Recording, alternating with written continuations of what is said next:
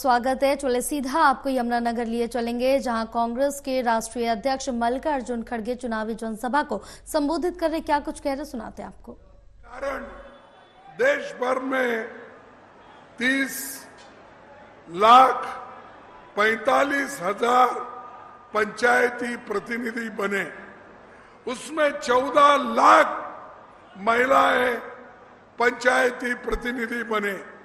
ऐसा मौका कोई नहीं दिया, सिर्फ राजीव गांधी जी ने दिया। ये हमको याद रखना चाहिए। आज महिलाएं सरपंच है, दलित सरपंच है, ओबीसी सरपंच है और दूसरे अनेक लोग जो देहात में रहते हैं वो पॉलिटिक्स में आकर अपने नीति से वहां पर काम करके उन्होंने सरपंच, पंचायत मेंबर, ये सब कुछ बने हैं। ये कांग्रेस के वजह से, ये आप सब लोगों को ध्यान रखना चाहिए। 20 साल पहले 21 साल वोटरों का उम्र थी, लेकिन राजीव गांधी जी ने आप तमाम यंगस्टर्स को वोटिंग का अधिकार देने के लिए उन्होंने 21 उम्र को निकालकर 18 साल कर दिया और पूरे नौजवानों को वोटिंग का पावर दिया। यह हमारी देन है। हम चुप कहीं मोदी जी के जैसा बात नहीं करते, काम करके दिखाए हैं, उसका बेनिफिट भी लोगों को मिला है। लेकिन फिर भी ये बीजेपी के लोग बार बार ये कहते हैं कांग्रेस पार्टी, अब तो 70 साल पहले बोलते थे, अब छोड़ दिए वो लोग। अब बोलते हैं 55 साल में कांग्रेस क्या की। अरे मैं बार बार बोलता हूं, ये बात मत बोलिए। मोदी जी और आपके साथी लोगों को कहो कि कांग्रेस ने क्या किया, ये पूछो कांग्रेस ने क्या नहीं किया। हमने सब कुछ किया, इसीलिए आप मोदी जी इस देश के प्रधानमंत्री बने। नहीं तो आपको कोई पूछने वाला नहीं था। जब पंडित जवाहरलाल नेहरू जी, डॉक्टर बाबा साहब अम्बेडकर, इन्होंने मिलके जो इस संविधान बनाया देश का, उस संविधान से आज तुम प्रधानमंत्री बने हो और शाह होम मिनिस्टर बने हैं। और आप जितने भी एमएलए, एमपी किसी जात के हो, किसी धर्म के हो, वो एमएलए बन सकते, एमपी बन सकते, जिला पंचायत अध्यक्ष बन सकते, म्युनिसिपालिटी के अध्यक्ष बन सकते, मेयर बन सकते। ये किसकी देन है? ये देश के संविधान की देन है, डॉक्टर बाबा साहब अम्बेडकर की देन है। और फिर भी आज बीजेपी पूछती है कि आपने क्या किया। हमने बहुत कुछ किया। अभी ये बता रहे थे हमारे हुड्डा साहब कि 10 साल पहले वो जो यहां पर चीफ मिनिस्टर रहे, आप सब लोगों को तो मालूम है, जब यहां थे, यहां के इंडस्ट्रीज कितने प्रॉस्परस थे और पेपर मिल, प्लाईवुड के बड़े कारखाने और भी कारखाने यहां पर लाए गए, उसको चलाया गया, लोगों को एम्प्लॉयमेंट मिली। अब मोदी जी के जमाने में क्या हो गया? उन्होंने तो एम्प्लॉयमेंट देने का बंदी कर दिया, महंगाई बढ़ गई, अनएम्प्लॉयमेंट बढ़ गया। लेकिन मोदी अभी भी कहते हैं आप मुझे साथ दो, मैं देश का विकास करूंगा। अरे देश का क्या विकास करते हैं? मेरे को बताओ, जैसा पंडित जवाहरलाल नेहरू जी ने बड़े बड़े डैम बनाए, भाखरा नानल जैसे, हीरा कुंड जैसे और भी बनाए, और कारखाने बनाए, HMT जैसे, HAL जैसे, BEL जैसे, ये सब कारखाने बनाकर लाखों लोगों को उन्होंने एम्प्लॉयमेंट दिया। और आप क्या कर रहे हैं? आप एम्प्लॉयमेंट छीन ले रहे हैं। और जो जनता अपने पसीने से टैक्स देकर जो बड़े बड़े कारखाने तैयार किए थे, बड़े बड़े जो इंडस्ट्रीज थे, पब्लिक सेक्टर थे, उसको मोदी जी एक एक करके अमीरों के हवाले कर रहे हैं, अदानी और अंबानी के हवाले कर रहे हैं। पैसा हमारा, तुम्हारे दोस्तों को फायदे के लिए ये काम कर रहे हो।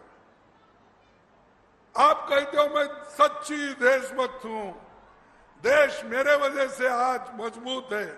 क्या मजबूत है? अरे तुम तो पहाड़ खोद के चूहा निकालने वाले लोग हैं। और हमारे पास ऐसे नेता हो गए, इंदिरा गांधी जी पाकिस्तान के 2 टुकड़े करके, बांग्लादेश को आजाद करके आज एक सेपरेट नेशन राष्ट्र बना के दिए, 1 लाख लोगों को जेल में रखा। तुम तो हमेशा वही बात करते हैं, मैं वो किया, ये किया, ये पहाड़ से वो चूहा निकाला, वो पहाड़ से बिल्ली निकाली। ऐसी बात करने से देश की मजबूती बनती है। जो आयरन लेडी इंदिरा गांधी जी के निर्णय और कंप्यूटराइजेशन का एज, पंचायत हुकूमत को स्थापन करने में हमारे राजीव गांधी जी ने काम किया, उसको काम कहते हैं। नेहरू जी ने किया, उसको काम कहते हैं। तुम तो सिर्फ भैंसों का की गिनती करते हो। मैं गया था अहमदाबाद, वो बोल रहे थे, एक तकरीर उनकी भी चल रही थी, ऐसा मेरा भी एक जगह तकरीर चल रहा था। भाइयों और बहनों, गुजरातियों, आप होशियार रहो। अगर कांग्रेस हुकूमत में आएगी तो आपकी सब संपत्ति छीन लेंगी और आपका घर का एक्सरे करके मंगलसूत्र कहाँ है और जो भी चीजें तुम्हारे घर में, सोना कहाँ है, चांदी कहाँ है, ये सब बाहर निकाल के वो दूसरों को देंगे। अगर तुम्हारे पास 2 एकड़ जमीन है, 1 एकड़ जमीन उन्हें दूसरों को देंगे। आपके पास अगर 2 भैंस है, 1 भैंस वो मुसलमानों को देंगे। ये उन्होंने ही कहा, ये हमारे शब्द नहीं है, ये मोदी के शब्द है। ऐसे एक प्राइम मिनिस्टर ऊंची जगह पे बैठ के अगर ऐसी बात करते हैं तो क्या कहना चाहिए? ऐसों को फिर से वोट देना? मैं पूछता हूं, फिर से वोट देना? नहीं। तो और फिर भी लोग अभी भी चंद लोग हैं मोदी मोदी बोलने वाले। अरे भाई, वो तो झूठों का सरदार है, फिर भी आप मोदी बोलते हो।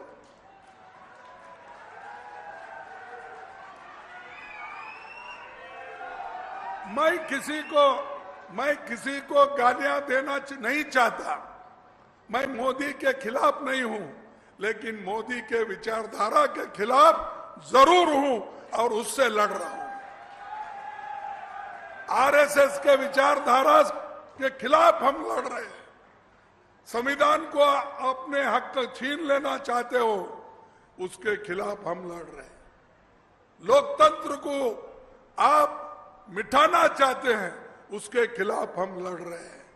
मोदी जी, आप समझे हैं कि आप बहुत होशियार हैं, लेकिन आपसे भी ज्यादा इस देश की जनता बड़ी होशियार है और आपके खिलाफ जनता लड़ रही है, कांग्रेस नहीं, गठबंधन नहीं। ये गठबंधन और कांग्रेस ये मिलके लोगों की समस्या को वो उठा रहे हैं, जो लड़ रहे हैं तुम्हारे खिलाफ उनको साथ दे रहे हैं।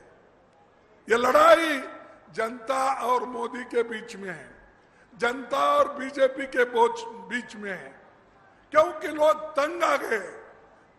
बोलते हैं, पहले इलेक्शन में तो बोले, क्या बोले उन्होंने?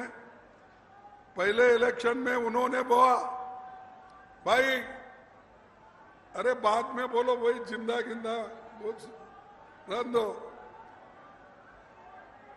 मोदी जी ने ये बोला पहले इलेक्शन में, जरा चुप बैठो भाई, बाद में बोलो जिंदाबाद जीत के आने के बाद। मोदी जी ने ये बोला, जरा चुप बैठो, क्या जी, कितने बार बोलना।